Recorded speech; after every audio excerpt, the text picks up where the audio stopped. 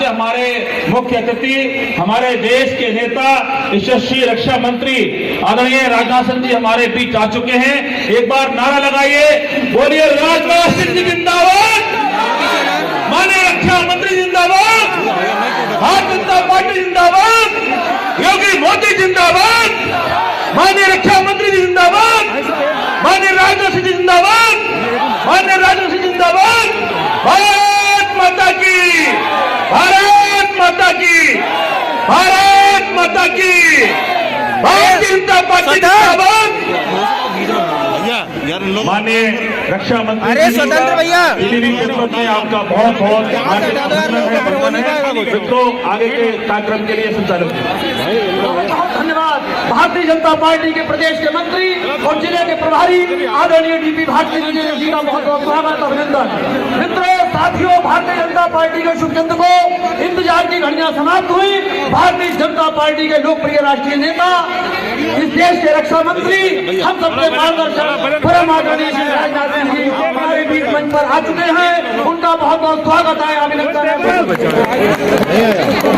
Bharatiya Janata party के जिलाध्यक्ष भाई संजीव प्रताप सिंह जी से मेरा आग्रह है कि कृपया शहर विधायक, शहर के लोकप्रिय विधायक श्री संजय सिंह गंगवार जी के साथ, पूरनपुर के लोकप्रिय विधायक और प्रत्याशी श्री बाबूराम पासवान जी के साथ, बरखेड़ा के प्रत्याशी स्वामी प्रवत्तानंद जी के साथ और बीसलपुर के प्रत्याशी श्री विवेक वर्मा जी के साथ माल्यार्पण कर देश के परम आदरणीय रक्षा मंत्री श्री राजनाथ सिंह जी का स्वागत करें, अभिनंदन करें।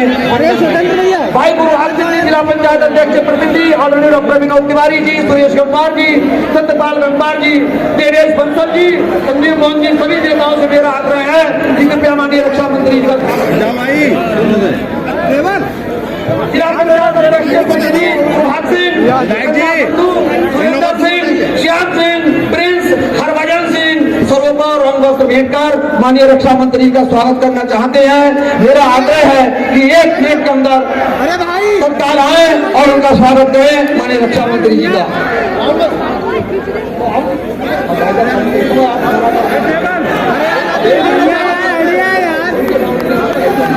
हाँ, डॉक्टर विनोद तिवारी जी भी एक मिनट में अपना मार्गदर्शन दें।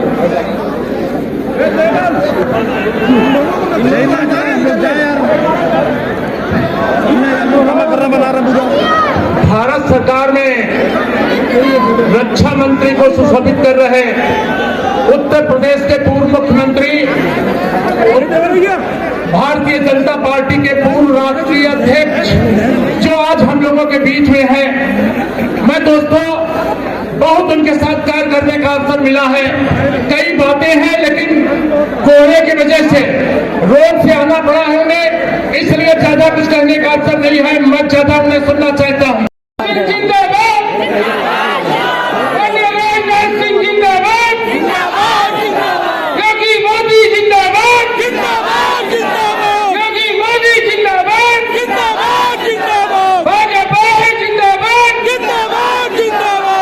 मंच पर बैठे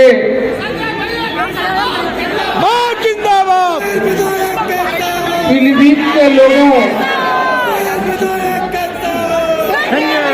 वो दिल से कितना प्यार करते हैं, आज परम आदरणीय इस देश के ही नहीं बल्कि विश्व को अपना लोहा मनाने वाले आदरणीय राजनाथ सिंह जी ने ये साबित कर दिया कि पीलीभीत में जब हेलीकॉप्टर नहीं उतरा तो बरेली से बाई सड़क पीलीभीत आए और चारों की चारों जगह कमल खिलाने आए।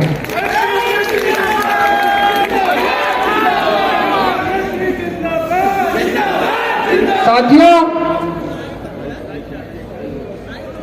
जब जब कोई मुसीबत, कोई परेशानी होती थी, जब जब कहीं कोई समस्या होती थी पीलीभीत के लिए, तो परम आदरणीय राजनाथ जी पीलीभीत के अभिभावक बन के पीलीभीत की हमेशा अगुवाई करने का काम किया उन्होंने।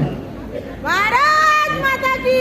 बस मैं इतना ही कहना चाहूंगा कि जैसा उनका प्यार पीलीभीत के लोगों के साथ है, और मुझे विश्वास है कि पहले जो सीटें हम 40,000 से चारों जीत रहे थे, 40,000 से, अब वो सीटें हम दुगने अंतर से जीतने वाले हैं।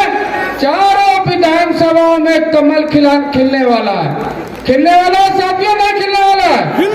एक हाथ उठाकर पूरा भरोसा दिलाइए माननीय रक्षा मंत्री जी को, दोनों मुट्ठियां बंद करके, कि चारों की चारों विधानसभाओं में कमल खिलने वाला है।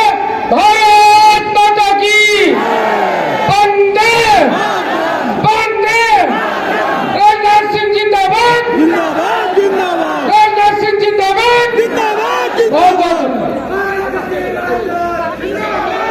बहुत बहुत धन्यवाद संजय गंगवार जी को।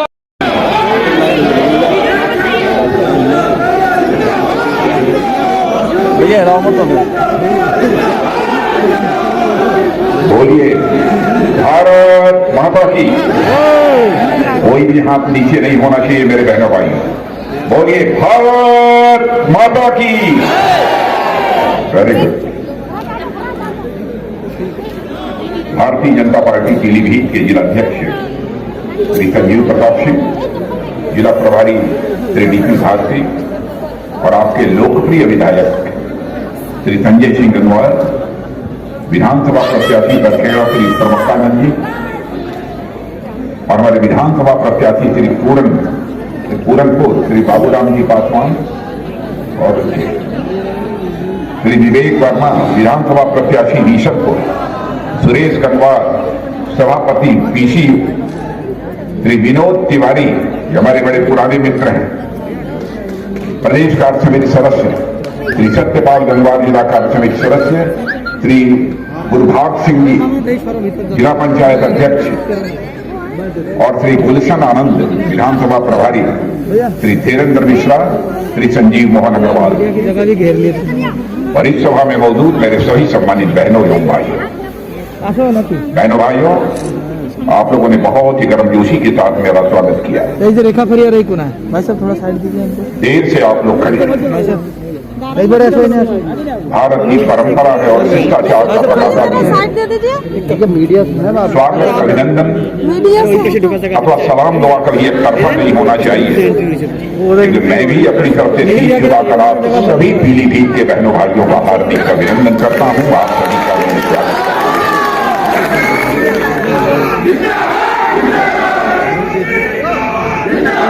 बहनों भाइयों, लंबे अरसे के बाद किसी सार्वजनिक सभा को संबोधित करने के लिए पीलीभीत में मैं आया हूं। जिम्मेदारी बढ़ जाने के कारण सारे देश का दौरा करना पड़ता है। इसलिए चाहते हुए भी यहां आना विगत कई वर्षों से नहीं हो पाया। आज मौसम का मिजाज भी ठीक नहीं है। मुझे लखीमपुर जाना था। लखीमपुर जाकर भी मेरा हेलीकॉप्टर वहां पर लैंड नहीं कर पाया। फिर वापस मैं बरेली आया। पायलट ने मुझे बतलाया कि पीलीभीत में मौसम ठीक नहीं है। बहनों भाइयों, मैंने फैसला किया कि मैं पीलीभीत जाऊंगा। मौसम का सीना चीर कर मैं पीलीभीत जाऊंगा और आज तक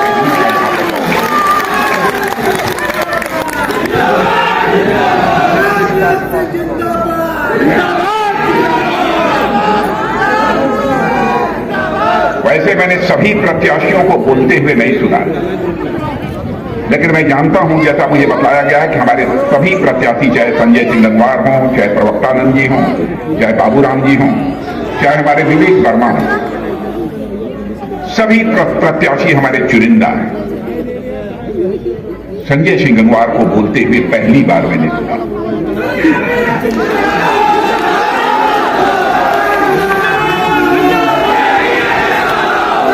बहनों भाइयों, मैं कह सकता हूं कि आपके विधायक संजय सिंह गंगवार की आवाज में खनक थी।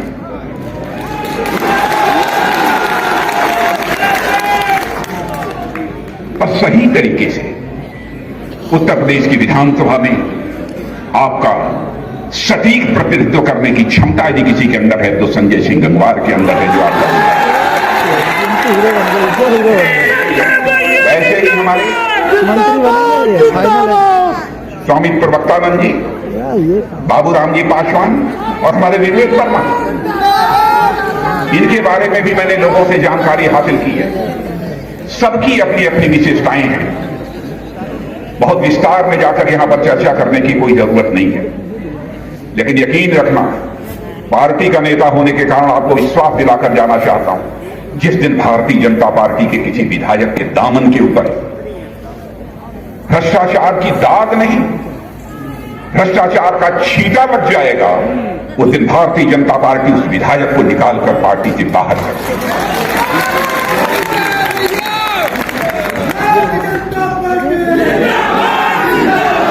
आप ये कहेंगे कि आपके पास क्या प्रमाण है? दिल्ली में आप लोगों ने हम लोगों की सरकार बनाई 2014 में, और उसके पहले हमारे आदरणीय अटल बिहारी वाजपेयी जी, उनकी भी सरकार आप लोगों ने केंद्र में बनाई। कांग्रेस की सरकारों को भी इस हिंदुस्तान में काम करते हुए मेरे बहनों भाइयों आप लोगों ने देखा है। जब जब कांग्रेस की सरकारें आई, भ्रष्टाचार के गंभीर आरोप लगे, यहां तक कि मंत्रियों को जेल की हवा खानी पड़ी। चाहे हमारी उत्तर प्रदेश की सरकार हो योगी आदित्यनाथ जी के नेतृत्व में, चाहे हमारे मोदी जी की सरकार हो दिल्ली में, बहनों भाइयों, कोई मां का लाल उंगली उठाकर नहीं कह सकता है कि किसी मंत्री के दामन के ऊपर कोई भ्रष्टाचार की दाग लगी हुई हो, या कोई नहीं कह सकता। और हमारे प्रधानमंत्री ने भ्रष्टाचार पर काबू पाने के लिए बहुत सारे सुधारात्मक कदम, रिफॉर्मेटिव स्टेप्स उठाए हैं। मैं एक उदाहरण केवल आपको देना चाहता हूं। क्या पिछली सरकारें इन सब सारे कामों को नहीं कर सकती? भ्रष्टाचार को रोकने के लिए कुछ न कुछ सुधार नहीं किए जा सकते थे, लेकिन नहीं किया। मैं एक उदाहरण देना चाहता हूं, जहां पर हमारे किसान मौजूद हैं। बहनों भाइयों, किसानों के खातों में 6,000 रुपया प्रतिवर्ष पहुंच रहा है कि नहीं पहुंच रहा है, मैं आपसे पूछना चाहता हूं। लेकिन मैं आपको याद दिलाना चाहता हूं कि राजीव गांधी जी जब भारत के प्रधानमंत्री थे, एक बार उन्होंने चिंता व्यक्त की थी। प्रधानमंत्री होता है, किसी भी राजनीतिक पार्टी का हो, मैं उसका सम्मान करता हूं, क्योंकि प्रधानमंत्री व्यक्ति नहीं होता है, संस्था होता है। लोकतांत्रिक व्यवस्थाओं में संस्थाओं की इज्जत की जानी चाहिए, सम्मान किया जाना चाहिए, तभी हमारा लोकतंत्र मजबूत होगा। लेकिन यही राजीव गांधी जी ने एक बार अपनी लाचारी व्यक्त करते हुए कहा था, क्या करें, 100 पैसा मैं दिल्ली से भेजता हूं नीचे, लेकिन बामुश्किल 15 पैसा पहुंच पाता है लोगों की जेबों में, 85 पैसा भ्रष्टाचार की भेंट चढ़ जाता है। लेकिन हमारे प्रधानमंत्री मोदी जी ने ऐसी व्यवस्था सुनिश्चित की, बहनों भाइयों, 6,000 रुपया भी दिल्ली की बैंक से निकलता है तो 6,000 का 6,000 आपके जेब में पहुंचता है। एक ऐसी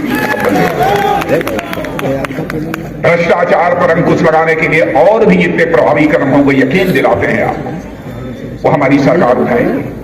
डिजिटाइजेशन का सिलसिला हमारी सरकार ने प्रारंभ किया है भ्रष्टाचार पर काबू पाने के लिए। अन्य भी बहुत सारे ऐसे कदम